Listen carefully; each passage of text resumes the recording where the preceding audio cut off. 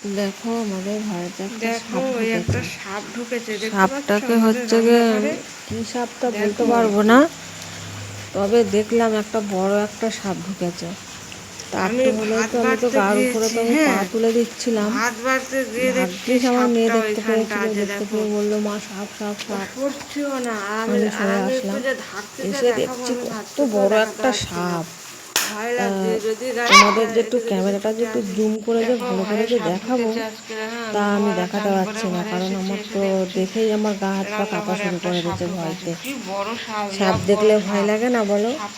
তোমাদের কি কারো সাপ দেখলে কি ভয় লাগে কি? আমাদের ঘরে তো প্রচুর এরকম সাপ ঢোকে, এত সাপ ঢোকে তার কি আর বলবো। আর এখন বৃষ্টি হচ্ছে তো ওই দেখো সাপটা আসছে, দেখেছো কিভাবে আসছে? কত বড় সাপটা বাবা! যদি কারোর ঘরে যদি এরকম যদি সাপ থাকে তাহলে কারোর আর ঘরে দাঁড়াতে ইচ্ছে করে? ভয় তো দেখো আবার কোথায় ঢুকে গেল, এমনি বের করতে পারছি না, তাড়াতে তাও বের করতে পারছি না। ও আবার ঢুকে ওই সাইডে চলে গেল। ওই মনে হয় এবারে মনে হচ্ছে আসছে জলের ড্রামের পাশ দিয়ে। দেখো একটু ওই যে নেমে গেল, ওই যে নেমে যাচ্ছে। কত বড় তাহলে দেখেছো তো? এইবারে ভালো করে দেখো কত বড় সাপটা। বাবা, আবার গিয়ে নেটের দিকে ঢুকে যাচ্ছে। সোজা চলে যায় তা না, নেটের দিকে যাচ্ছে। ওকে আর বেরোতে পারবে? বাবা!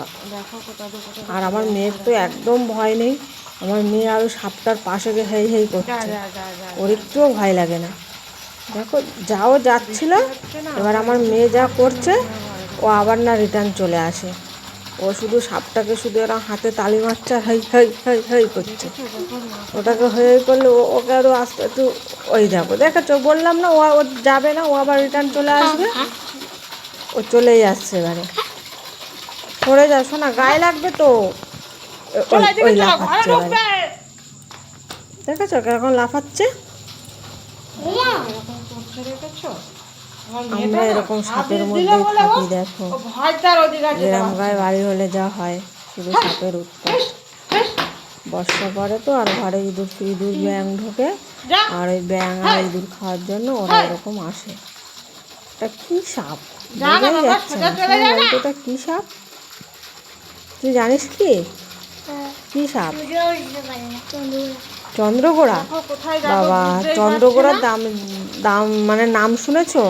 চন্দ্রগোড়া হয় জানি, আমার মেয়ে চন্দ্রগোড়া বলছে। চন্দ্রগোড়া সাপ আছে? চন্দ্রগোড়া আছে জানি, আমার মেয়ে বলছে ওটা চন্দ্রগোড়া। পাগল।